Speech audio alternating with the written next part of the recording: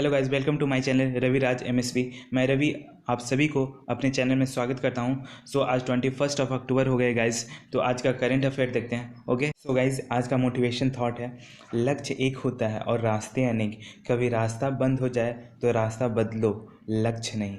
मतलब जो आपका लक्ष्य है, दैट मीन्स जो एम है आपके लाइफ में करने का, कि हमको ये करना है, हमको लाइफ में ये करना है, तो वो लक्ष्य ही रहना चाहिए।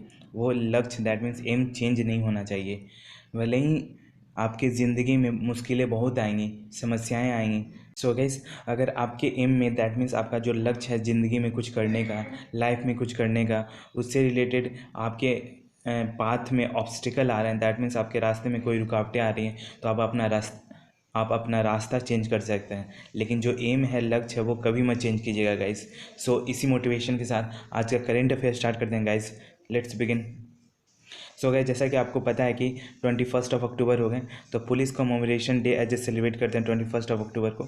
ओके, और ये डे क्यों इंपॉर्टेंट है? ये डे इंपॉर्टेंट क्यों है गाइस? क्योंकि at the time of Chinese attack, जब चाइनीज़ अटैक किए थे इंडिया पे, ओके, तो उस समय में 10 जो सीआरपीएफ के जो पर्सनल थे, वो एज ए सेक्रीफाइस किए थे। इसीलिए ये डे दैट मीन्स 21 अक्टूबर एज ए इंपॉर्टेंट डे हो जाता है। ओके, अगर बात करते हैं गाइस नेशनल पुलिस मेमोरियल, जैसा कि आप सभी लोग को पता ही होगा कि न्यू दिल्ली में चाणक्यपुरी में ये वॉर मेमोरियल बनाया गया है। जो भी हमारे अब तक जो पुलिस पर्सनल लोग, दैट मीन्स जो सीआरपीएफ बीएसएफ के जो लोग होते हैं, वो हमारे हमारे कंट्री को प्रोटेक्ट करने के लिए ऐसे बहुत सारे लाइफ सेक्रीफाइस किए हैं। इसीलिए ये डे इंपॉर्टेंट है। आई थिंक यू गॉट इट। आज का करेंट अफेयर स्टार्ट करते हैं गाइस। जैसा कि पता है कि मैं डेली एक स्टेट को ऐसे कवर करता हूँ, तो जो आज मैंने स्टेट लिया वो तमिलनाडु है। ये हमारा भारत इंडिया का मैप है। ओके, इसमें जो रेड पोर्शन दिख रहा है वो तमिलनाडु हो गया। ओके, अगर तमिलनाडु का इंपॉर्टेंट फैक्ट्स अगर देखते हैं गाइस, तो बिफोर वाज मद्रास स्टेट, मतलब फॉर्मेशन 1 नवंबर 1956 के पहले ये मद्रास स्टेट हुआ करता था। ओके, उसके बाद फिर तमिलनाडु हो गया। अगर कैपिटल का बात करते हैं गाइस, तो लार्जेस्ट सिटी और कैपिटल जो है वो चेन्नई है, ध्यान दीजिएगा। अगर डिस्ट्रिक्ट का बात करते हैं तो 38 डिस्ट्रिक्ट हैं तमिलनाडु में। अब 5 डिवीज़न हुए। ओके, गवर्नमेंट का बात करते हैं तो गवर्नमेंट ऑफ तमिलनाडु से रिलेटेड अगर बात करते हैं हम लोग, तो वहाँ के जो गवर्नर हैं वो RN रवि जी हैं। Okay, chief minister MK Stalin है, जो कि DMK पार्टी से बिलोंग करते हैं। आप लोग यहाँ बताइए DMK का फुल फॉर्म क्या होता है, कमेंट में लिख के बताइए। अगर बात करते हैं आगे गाइस, तो स्टेट लेजिस्लेचर का बात करते हैं, यूनिकैमरल है, यहाँ बाइक कैमरल देखने को नहीं मिलेगा आपको। असेंबली का बात करते हैं तमिलनाडु का, तो लेजिस्लेटिव असेंबली में 234 सीट है। ओके, जो विधानसभा होता है ना, उसमें 234 सीट है, 234 सीट्स है तमिलनाडु में। Okay, parliament of India that means centre पे बात करते हैं तो राज्यसभा में 18 सीट शेयर करता है तमिलनाडु। ओके, और लोकसभा में 39 सीट शेयर करता है तमिलनाडु। ओके, अगर हाई कोर्ट का बात करते हैं तो मद्रास हाई कोर्ट, जैसा कि आप सभी लोग को पता ही होगा। अगर कुछ ज्योग्राफिकल इंपॉर्टेंट फैक्ट कलेक्ट करते हैं तमिलनाडु से, तो एरिया का अगर बात करते हैं तो टोटल एरिया 1,30,058 किलोमीटर स्क्वायर है। ओके, याद रखिएगा। अगर इन टर्म्स ऑफ एरिया देखते हैं गाइस, तो ऑल ओवर इंडिया में जो तमिलनाडु का जो रैंक है एरिया के अकॉर्डिंग, वो 10th नंबर है। ओके, पॉपुलेशन का बात करते हैं तो 2011 सेंसस के अकॉर्डिंग, ओके, टोटल जो तमिलनाडु का पॉपुलेशन है 7,21,47,030 है। ओके, पॉपुलेशन है तमिलनाडु का। अगर रैंक का बात करते हैं in terms of population, 6th rank है। ओके, लैंग्वेज का बात करते हैं तो ऑफिशियल जो लैंग्वेज है तमिल, और एडिशनल ऑफिशियल लैंग्वेज कौन सा हो गया? इंग्लिश हो गया। Okay, I think you got it. We move to current affair. Guys, पहला क्वेश्चन है, the G20 expert group has presented a road map for the better bolder and the bigger to enhance the performance of multi bilateral development bank till which year. मतलब विशेष समूह के मूल के प्रदर्शन को बेहतर, साहसी और बड़ा बनाने के लिए एक रोड मैप प्रस्तुत किया है द्विपक्षीय विकास बैंक ने। तो वो कब तक एज ए लागू होगा, कब तक इनका टारगेट है? तो आपके ऑप्शंस हैं, option A 2030, option B 2025, option C 2029 and option D is 2031। इसका करेक्ट ऑप्शन हो जाएगा गाइस ऑप्शन ए 2030। आइए कुछ इन्फॉर्मेशन कलेक्ट करते हैं। तो गाइस, मल्टीलेटरल डेवलपमेंट बैंक से रिलेटेड ये न्यूज़ है, ठीक है ना गाइस। ये G20 एक्सपर्ट जो ग्रुप हैं, उन्होंने ये प्रेजेंट किया है रोड मैप। ओके, ये जो रोड मैप आया है, एक रिपोर्ट एक रिपोर्ट लॉन्च किया गया था जो ट्रिपल एजेंडा के नाम से है। ओके, इन लोग का रोड मैप है, दैट मीन्स इन लोग का प्लान है कि MDVS that is multilateral development bank को बेहतर, बढ़िया और बिगर बनाना है। ओके, टारगेट जो है इन लोग का गाइस 2030 है, वहाँ उस समय तक इन लोग को एज ए बेटर बोल्डर और बिगर MDVS that means multilateral development bank को बेटर बनाना है, बोल्डर बनाना है और बिगर बनाना है 2030 तक। ओके, अगर MDVS क्या है guys, MDV that is multilateral development bank एक फाइनेंशियल इंस्टीट्यूशन है, मतलब फाइनेंस देती है अलग अलग कंट्री को। ओके, अगर किसी को भी अगर मनी से रिलेटेड फाइनेंशियल रिलेटेड प्रॉब्लम होता है तो वो एज ए लोन ले सकते हैं। ओके, ये इस्टेब्लिश किया गया था गाइस मल्टीपल मेंबर कंट्री के द्वारा। ओके, और ये किस कैटेगरी के अंदर में आता है, इंटरनेशनल जो ये मल्टीलेटरल डेवलपमेंट बैंक है वो किस कैटेगरी के अंदर आता है, ये आता है international monetary fund IMF। Okay, world bank के अंडर में आता है, एशियन डेवलपमेंट बैंक के अंदर में आता है, अफ्रीकन डेवलपमेंट बैंक के अंदर में आता है, European bank for construction development. मतलब ये जो MDB है गाइस, मल्टीलेटरल डेवलपमेंट बैंक, ये IMF, world bank, Asian development bank, African development, ये सब बैंक के अंडर ये फाइनेंशियल इंस्टीट्यूशन को एज ए स्टेब्लिश किया गया था। ओके, और इसका टारगेट है 2030 तक एज ए बेटर बनाना, बिगर बनाना। ओके, सो गाइज ये मल्टीलेटरल डेवलपमेंट बैंक को जो लीड कर रहे हैं दैट मीन्स, जैसा कि आप सभी को पता ही होगा कि कोई भी अगर ग्रुप बनता है, कोई भी कमेटी बनता है तो उनको हेड करने के लिए कोई एक मेंबर होता है, कोई एक पर्सन होता है। ओके, तो मल्टीलेटरल डेवलपमेंट बैंक को जो हेड कर रहे हैं वो लॉरेंस समर्स हैं, जो कि USA ट्रेजरी सेक्रेटरी हैं। ओके, और NK सिंह है हमारे इंडिया तरफ से, जो कि chairman of 15th finance commission के हैं। जैसा कि आप सभी को पता ही होगा कि NK Singh 15th finance commission का चेयरमैन है। ओके, और लॉरेंस समर्स और NK सिंह के द्वारा बहुत सारे मेजर्स एज ए रिकमेंडेड किए गए हैं MDVS के लिए, that means multilateral development bank के लिए। ओके, और ये गाइस जो मल्टीलेटरल डेवलपमेंट बैंक का एम क्या है, प्रोवाइड करना लॉन्ग टर्म फाइनेंस, जैसा कि मैंने आपको बताया है कि अलग अलग कंट्री को ये फाइनेंस देगी। ओके, और टू मीट फिजिकल और सोशल इंफ्रास्ट्रक्चर नीड्स ग्लोबली, मतलब एक फिजिकली और सोशली इंफ्रास्ट्रक्चर बिल्ड हो all over the world. Okay, so I think you got it. अगर बात करते हैं गाइज नेक्स्ट पॉइंट का, तो वर्ल्ड बैंक और IMF बैंक का जो हेडक्वार्टर होता है गाइज, हेडक्वार्टर कहाँ है, वाशिंगटन DC में है। Okay, I think you got it. So we move to next question.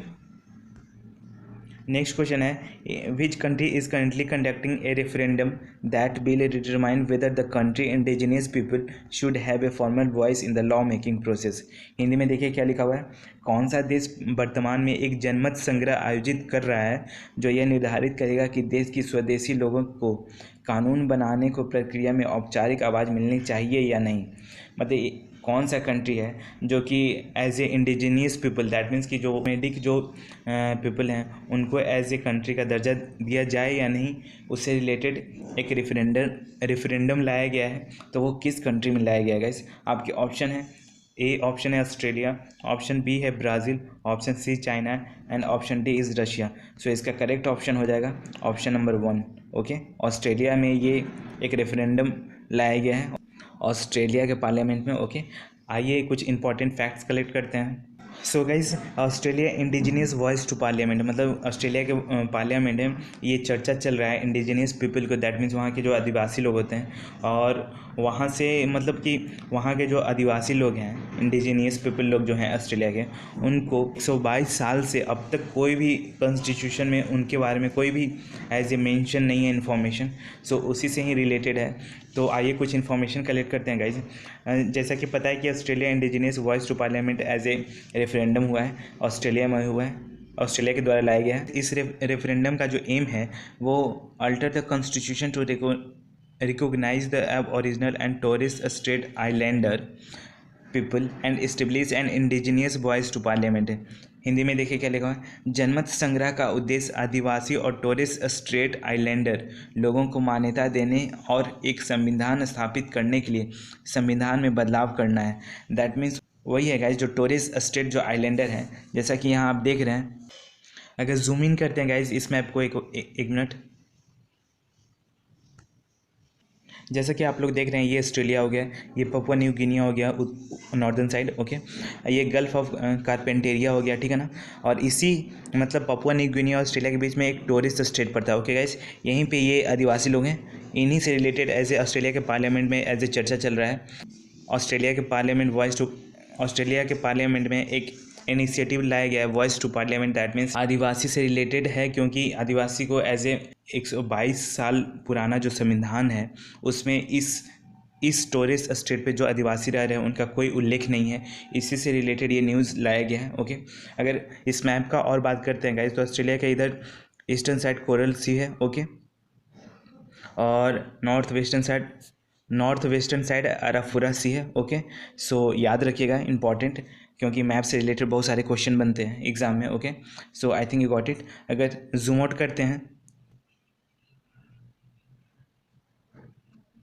So next point का बात करते हैं। तो टोरेस स्ट्रेट आइलैंड के बारे में अगर इन्फॉर्मेशन कलेक्ट करते हैं, तो टोरेस स्ट्रेट आइलैंड क्या है? एक आर्किपेलागो है। दैट मीन्स आर्किपेलागो होता है कि एक आइलैंड जो चारों तरफ से पानी से घिरा हो, ओके ना।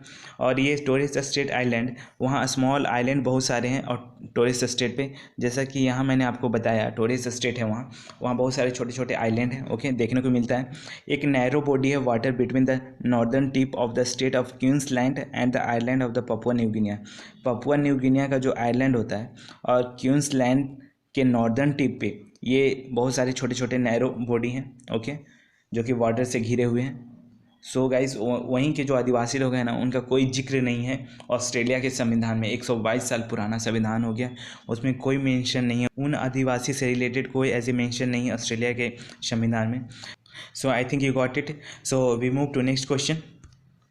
नेक्स्ट क्वेश्चन है guys, Israel's prime minister formed a group of government to oversee the war with Hamas. जैसा कि आप सभी को पता है कि इजराइल हमास में एज ए कॉन्फ्लिक्ट चल रहा है, ठीक है ना। तो वहाँ के जो इजराइल के जो प्राइम मिनिस्टर हैं, ठीक है ना, बेंजामिन नेतन्याहू जी ने, उन्होंने एक as a group of government form किया है। जो भी कॉन्फ्लिक्ट चल रहे हैं हमास के बीच, उनको एज ए वॉच करने के लिए, उनको एज ए निगरानी रखने के लिए। तो वो जो ग्रुप बनाया गया, वो कौन सा ग्रुप है? आपके ऑप्शंस हैं। Option A unity government, emergency unity government, B option था। ऑप्शन सी हो गया कॉलिशन गवर्नमेंट, ऑप्शन डी हो गया ग्रुप ऑफ गवर्नमेंट। यहाँ बी नहीं होगा, बी होगा, ओके। तो आप अपना करेक्ट ऑप्शन बता सकते हैं। सो इसका करेक्ट ऑप्शन हो जाएगा B, emergency unity government. Israel के prime minister Benjamin Netanyahu ji ने लाए हैं। तो आइए कुछ इन्फॉर्मेशन कलेक्ट करते हैं गाइस। सो इजराइल पीएम फॉर्म्ड ए unity government, emergency unity government, okay. और जैसा कि यहाँ लिखा हुआ है, जैसा कि मैंने आपको बता रखा है, ओके। और इजराइल पीएम नेतन्याहू जी ने ये लाया, ओके। नेक्स्ट पॉइंट का बात करते हैं। In the after math of the Hamas assault, जो भी हमास से रिलेटेड असॉल्ट हो रहा है, इजराइल और हमास के बीच जो कॉन्फ्लिक्ट चल रहा है, इजराइल के जो पार्लियामेंट में पास किया गया unity agreement. That means unity agreement एक यूनिटी गवर्नमेंट फॉर्म करेगा, ग्रुप करेगा। दैट मीन्स उसको निगरानी किया जाएगा कि इस कॉन्फ्लिक्ट को कैसे टैकल करना है, कैसे हैंडल करना है इन द फ्यूचर, ओके। सो इसीलिए एक इमरजेंसी वॉर कैबिनेट फॉर्म किया गया है इजराइल में, ओके। इसका टारगेट है गाइस, ये जो unity government, that means emergency unity government जो लाया गया है, इस emergency war cabinet is expected to make crucial decision regarding the conduct of the war. जो भी हमास और इजराइल से रिलेटेड जो कॉन्फ्लिक्ट चल रहे हैं, अगर कुछ भी अगर क्रूशियल डिसीजन अगर लेना है, दैट मीन्स अगर हमास लगातार कंटिन्यूसली अगर अटैक किए जा रहे हैं, उस टाइम क्रूशियल टाइम में क्या डिसीजन लेना है, इससे रिलेटेड एक cabinet, emergency war cabinet create किया गया है इजराइल में, ओके। सो ध्यान दीजिएगा, I think you got it. So we move to next question. Next question है guys, green credit program that is GCP and eco mark scheme launched by which ministry. आपके options हैं, आपके option हो गए। Option A, देखो यार यहाँ मैंने गलत कर दिया, 5 ऑप्शन ले लिया, तो कोई एक ऑप्शन हटा दो, ओके। मैं ये हटा दे रहा हूँ, ओके। तो आपके ऑप्शन है, ऑप्शन ए हो गया women child development ministry, option B environment ministry, option D हो गया, सॉरी, ऑप्शन सी हो गया power ministry, and option D हो गया जल शक्ति मिनिस्ट्री। सो इसका करेक्ट ऑप्शन हो जाएगा option number B, okay. Environment ministry के द्वारा ये इनिशिएटिव लाया गया। आइए कुछ इन्फॉर्मेशन कलेक्ट करते हैं। सो जैसा गैस ग्रीन क्रेडिट प्रोग्राम और इको स्कीम लॉन्च किया गया है, ओके। किसके द्वारा? Ministry of environment forest and climate change के द्वारा, ओके। और ये जो स्कीम है गाइस, लाया गया है लाइफ इनिशिएटिव के तहत। लाइफ इनिशिएटिव क्या है? लाइफ एक मिशन है जो कि लॉन्च किया गया था इंडिया के द्वारा। ओके, उससे भी रिलेटेड कुछ इन्फॉर्मेशन कलेक्ट करेंगे, लेकिन सबसे पहले इधर देख लेते हैं। और ये जो स्कीम है guys, that is Green credit Programme. Eco Mark जो स्कीम है वो एक प्रमोट करता है सस्टेनेबल लाइफस्टाइल और इन्वायरमेंट कंजर्वेशन।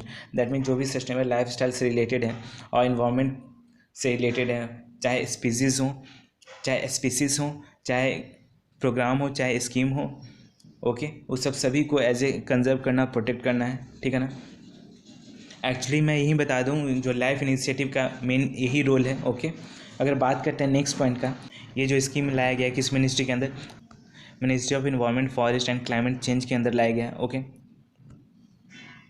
किस मिनिस्ट्री के द्वारा लॉन्च किया गया? जैसा कि मैंने आपको बता रखा है कि ministry of environment, forest and climate change के मिनिस्ट्री जो हैं वो उनके द्वारा ये स्कीम लाया गया है। तो कृपया प्यार से कमेंट में लिखकर बता दीजिए कि इस मिनिस्ट्री कौन से पर्सन एज ए हैंडल कर रहे हैं इस मिनिस्ट्री को। ओके, अगर हम बात करते हैं नेक्स्ट पॉइंट का गाइस, तो मिशन लाइफ है। ओके, मिशन लाइफ, जैसा कि यहाँ लाइफ इनिशिएटिव आया था, तो मिशन लाइफ से रिलेटेड कुछ इन्फॉर्मेशन कलेक्ट करते हैं। ये एक इंडिया का लीड ग्लोबल मास मूवमेंट था, दैट मीन इंडिया के द्वारा लाया गया था। अब ग्लोबल मास मूवमेंट था जो कि इंडिविजुअल को और community action to protect and preserve the environment. That means जो भी इन्वायरमेंट से रिलेटेड है उसको एज ए इंडिविजुअल और कम्युनिटी, दैट मीन्स ग्रुप बनाकर एज ए प्रोटेक्ट करना और कंजर्व करना। Okay, I think you got it. Next point का बात करते हैं गाइज। ये जो लाइफ मिशन जो लाया गया था, कब लाया गया था? ये जो मिशन लाइफ है गाइज वो लाया गया था COP26 के तहत। ओके, कॉप होता है कॉन्फ्रेंस ऑफ पार्टीज। ओके, और ये COP26 गाइज कहाँ हुआ था? ग्लासगो में हुआ था। तो कृपया कमेंट बॉक्स में ये लिख के बताइए कि ग्लासगो एज ए कंट्री है और ये किसी कंट्री के अंदर में आता है। तो आप बताइए कि के अंदर में ये ग्लासगो आता है, कौन सी कंट्री में है, बताइए आप। अगर बात करते हैं नेक्स्ट पॉइंट का, तो सो गाइज ये जो COP26 है एक तरह का कॉन्फ्रेंस ऑफ पार्टी होता है क्लाइमेट से रिलेटेड, इन्वायरमेंट से रिलेटेड। और ये जो COP26 है United nation framework convention on climate change के तहत होता है। ओके, ये एक तरह का मीटिंग कंडक्ट किया जाता है जो कि हमारे आपदा से रिलेटेड, क्लाइमेट से रिलेटेड जो भी इनिशिएटिव लिया जाए, दैट जो भी स्टेप इन एडवांस में अगर लेना है तो इसी that is national framework convention on climate change के द्वारा लिया जाता है।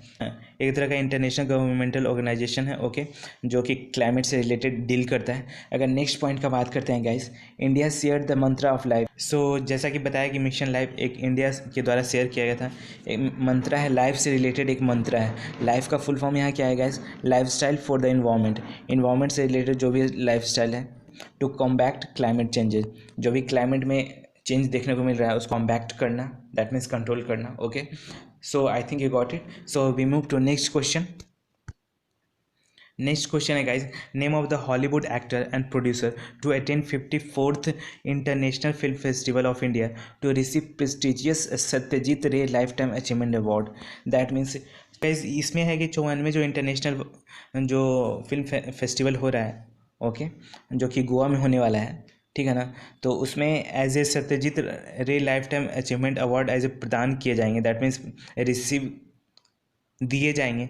तो वो किस पर्सन को दिया जाएगा? यहाँ ऑलरेडी मेंशन है कि हॉलीवुड के एक्टर और प्रोड्यूसर हैं। ओके, तो आपके ऑप्शंस हैं, ऑप्शन ए हो गया लियोनार्डो, ऑप्शन बी हो गया Tom Cruise, and option C हो गया Michael Douglas, and option D हो गया जॉनी। सो इसका करेक्ट ऑप्शन हो जाएगा ऑप्शन सी, माइकल डॉगलास को 54th इंटरनेशनल फिल्म फेस्टिवल में Satyajit Ray life time achievement award से नॉमिनेट किया जाएगा, दैट मीन्स अवार्ड दिया जाएगा।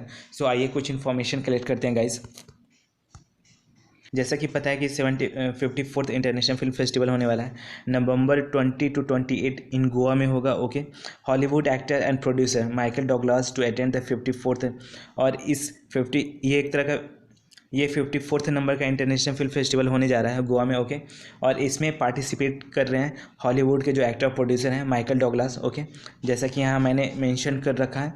ओके, अगर बात करते हैं गाइस ये क्यों पार्टिसिपेट कर रहे हैं, क्योंकि जैसा कि आप सभी को पता है कि जो सत्यजीत रे लाइफ टाइम जो अचीवमेंट अवार्ड होता है सिनेमा का सबसे बड़ा इंटरनेशनल अवार्ड है। ओके, सो ये 54th इंटरनेशनल फिल्म फेस्टिवल में पार्टिसिपेट कर रहे हैं क्योंकि ये रिसीव करेंगे प्रेस्टिजियस जो अवार्ड होता है Satyajit Ray life time award, that mean इनको एज ए प्रदान किया जाएगा, दिया जाएगा ये अवार्ड। ओके, नेक्स्ट पॉइंट का बात करते हैं guys, this award is international honour instituted by the international film festival. So guys ये जो Satyajit Ray life time Achievement जो अवार्ड है, इसको international honour as a award, international level पे एज ए अवार्ड दिया जाता है, और इसको इंस्टीट्यूट किया था, दैट मीन्स इसको गठित कौन किया था, international film festival of India के द्वारा इसको गठित किया गया था। ओके, अगर नेक्स्ट पॉइंट का बात करते हैं गाइज, सो देखिए ऊपर क्या लिखा होता है, recipient is honoured for the outstanding contribution to the growth and development of the world cinema. So ये गाइस जो prestigious Satyajit Ray life time achievement award है, ये उन्हीं लोग को हॉनर किया जाता है जो कि वर्ल्ड सिनेमा से रिलेटेड जो भी आउटस्टैंडिंग परफॉर्मेंस किए हों, ओके, ग्रोथ किए हों, डेवलपमेंट किए हों वर्ल्ड सिनेमा में। ओके, अगर नेक्स्ट पॉइंट का बात करते हैं गाइज, ये अवार्ड को पहली बार इंस्टीट्यूट किया गया था 1999 में, जो कि उस समय 30th नंबर का इंटरनेशनल फिल्म फेस्टिवल हो रहा था। Okay, so guys next question है, the CRPF is organising the CRPF women bike expedition, name of the initiative. मतलब सीआरपीएफ और सीआरपीएफ महिला बाइक अभियान का आयोजन कर रही है, तो उस बाइक आयोजन का एक पहल है, दैट मीन्स एक नाम रखा गया, उसका नाम क्या है, आपके ऑप्शन है, option A SSV, okay, option B हो गया SS विनी, ऑप्शन सी हो जाएगा माँ भवानी, ओके, और एंड ऑप्शन डी हो जाएगा सीआरपीएफ वुमेन्स कॉर्प्स। सो इसका करेक्ट ऑप्शन हो जाएगा गाइस ऑप्शन बी, यशस्विनी। ओके, तो आइए कुछ इन्फॉर्मेशन कलेक्ट करते हैं गाइस। सो गाइस जैसा कि पता है कि सीआरपीएफ वुमेन बाइक एक्सपीडिशन के द्वारा एक इनिशिएटिव लाया गया है जिसका नाम है यशस्विनी। ओके, और ये एक तरह का इनिशिएटिव है जो कि 75th bikers with pillion rider to spread the message of Nari Shakti, Beti Bachao Beti Padhao, unity, integrity and women empowerment. That means Nari Shakti, Beti Bachao Beti पढ़ाओ, एकता, अखंडता और महिला सशक्तिकरण का संदेश फैलाने के लिए ये इनिशिएटिव लाया गया है, जिसमें 75th बाइकर्स सीआरपीएफ वुमेन्स देखने को मिलेंगे और उनके पीछे सीट पर सवार लोग रहेंगे। ओके, अगर बात करते हैं नेक्स्ट पॉइंट का गाइस, तो ये जो इनिशिएटिव स्टार्ट होगा, ओके, दिल्ली से, तो ये कहाँ तक जाएगी, गुजरात स्टैच्यू ऑफ यूनिटी तक। ओके, और नेक्स्ट पॉइंट का बात करते हैं गाइस, ये जो बाइकर सीआरपीएफ के जो वुमेन्स लोग जो एज ए बाइक राइड करेंगी, उसमें कैरिंग रहेगा, मतलब उसको एज ए कैरी करेंगे नेशनल फ्लैग के साथ साथ सीआरपीएफ फ्लैग। ओके, और स्प्रेड करेंगे मैसेज, ये मैसेज फैलाएंगे कि देश के हम ही हैं रक्षक। Okay, I think you got it. अगर नेक्स्ट पॉइंट का बात करते हैं गाइज, सीआरपीएफ न्यूज़ में आया है तो उससे रिलेटेड कुछ इन्फॉर्मेशन कलेक्ट कर लेते हैं। सीआरपीएफ को इस्टेब्लिश किया गया था गाइज 27 जुलाई 1939 में। ओके, इसका हेड क्वार्टर दिल्ली में है। फाउंडर, दैट मीन्स जो सीआरपीएफ को जो फाउंड किए थे वो सरदार वल्लभ भाई पटेल जी थे। ओके, अगर बात करते हैं जो अभी सीआरपीएफ के जो हेड हैं, डॉक्टर सुजोय लाल थॉसन है। Okay, I think you got it. So guys कैसा लगा सेशन, आज का सेशन यहीं तक रखते हैं। जिन्हें भी अच्छा लग रहा है सेशन तो कृपया लाइक कीजिए गाइज, एफर्ट कीजिए, शेयर कीजिए, ताकि हमारा जो फैमिली ग्रुप है और बढ़े और हम ऐसे ही यूनिक कंटेंट आप लोग को प्रोवाइड करते रहें। सो ठीक है, अपना ख्याल रखिएगा, कल फिर मिलते हैं। Okay, thanks for watching.